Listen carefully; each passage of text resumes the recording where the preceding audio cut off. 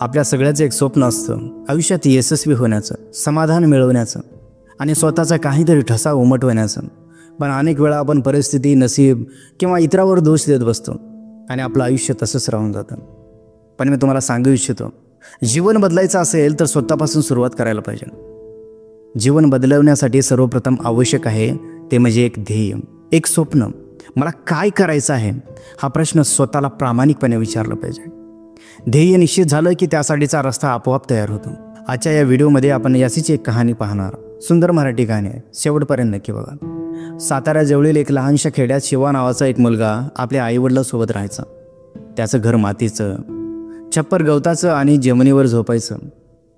वडील शेतमजूर, आई घरकाम करणारी. घरात 4 भाऊ 1 बहीण आणि तांदळाचा डबा कधीच भरलेला नसायचा, कारण गरिबी होती.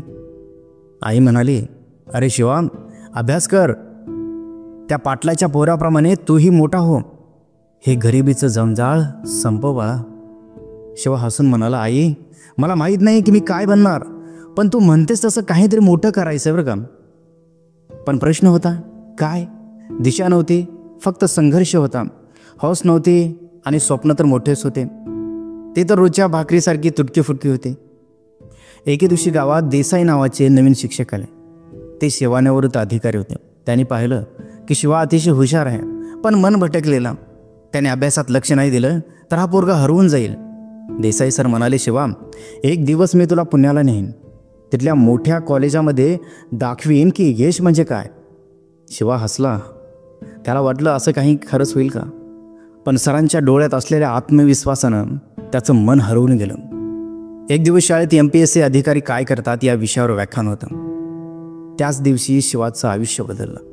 अधिकारी म्हणाले, तुमचं घर कितीही लहान असो, मन मोठं असलं तरी संपूर्ण राज्य चालवू शकता. शिवा मंत्रमुग्ध झाला. त्याने प्रथमच स्वतःसमोर एक दिशेला अधिकार दिला. मी अधिकारी होणार. तेच स्वप्न त्याच्या जीवनाचं वळण बनलं. देसाई सरांनी मदत केली, पण गावात वीज नसल्यामुळे शिवा रात्रभर कधी झाडाखाली तर कधी एखाद्या लाईटखाली अभ्यास करायचा. आई म्हणाली, बाळा डोके दुखल, झोप, आता वेळ झालेली आहे. शिवा म्हणाला, आई आज जर मी झोपलो तर आयुष्यभर आपल्याला जगाशी झगडावं लागेल. परीक्षा आली. पहिल्यांदा अपयश, दुसऱ्यांदा अपयश, तिसऱ्यांदा अपयश. पण आता शिवा बदलला होता. आता तो अपयशांना घाबरत नव्हता, कारण त्याच्याकडे एक दिशा होती. 5व्या प्रयत्नात त्याने MPSCची परीक्षा पास केली. तेवढ्यावरच नाही थांबला, इंटरव्ह्यूमध्ये उत्तम गुण मिळवले. त्या दिवशी संपूर्ण गाव रस्त्यावर उतरलं. देसाई सर डोळे पुसत म्हणू लागले, हा माझा शिवा आता तहसीलदार झाला आहे. आई म्हणाली, माझ्या पोरांचं नाव आता गावातच नाही तर राज्यात झळकते.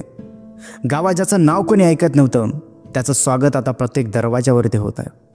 शिवा फक्त स्वतःपुरता यशस्वी राहिला नाही, त्याने गावात एक वाचनालय सुरू केलं. मुलींसाठी शिकवणी केंद्र आणि दर रविवारी स्पर्धा परीक्षा मार्गदर्शन सत्र घेतलं. शिवा म्हणाला, माझी दिशा तर मला मिळाली, आता मी तुमची दशा बदलणार. शिवा आता जिल्हाधिकारी झाला होता. एका मोठ्या कार्यक्रमात त्याला प्रमुख पाहुणं म्हणून बोलावलं. त्याने जे बोललं ते संपूर्ण महाराष्ट्रात व्हायरल झालं. माझं आयुष्य एक उदाहरण आहे की गरिबी, अडचणी, अपयश हे सगळं क्षणिक असतं, पण जर तुम्ही ठरवले की मला ह्याच रस्त्यानं जायचं आहे तर तुम्ही आकाशालाही गवसणी घालता येतं. मी फक्त दिशेवर भर दिला, यश आपोआप माझ्या मागे आलं. त्यामुळे तुम्ही फक्त ध्येय ठरवा, त्यासाठी लढा, मग तुमची दशा बदलल्याशिवाय राहणार नाही.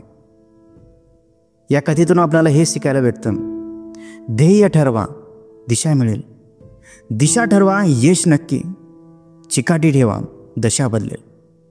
तर ही कहाणी आपल्याला कशी वाटली आम्हाला कमेंट बॉक्समध्ये नक्की सांगा. तर चला आपण भेटूया आणखीन असेच नवीन व्हिडिओमध्ये.